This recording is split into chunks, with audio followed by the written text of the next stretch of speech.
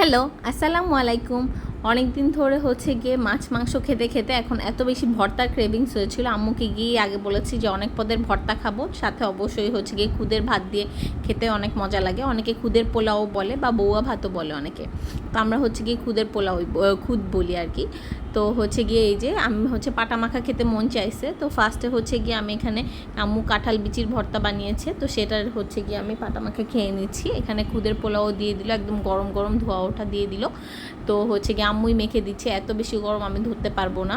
তো এই যে ভালোভাবে হচ্ছে গিয়ে মিক্স করে দিল, আর ভর্তাটা এত বেশি ফ্লেভারফুল ছিল, অনেক দিন পর আমি এরকম কাঁঠাল বিচির ভর্তা খেলাম।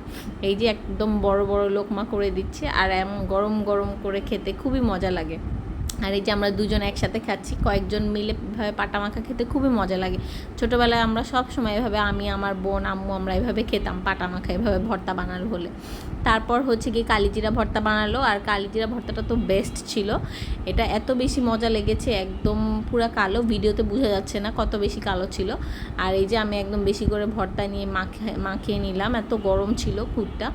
তারপরে এই যে আমিও সুন্দর করে লোকমা বানিয়ে খেয়ে নিচ্ছি, খুবই মজা ছিল। আমার ফেভারেট হচ্ছে কি এই ভর্তাটা দিয়ে এভাবে গরম গরম খুদে ভাত, আলহামদুলিল্লাহ।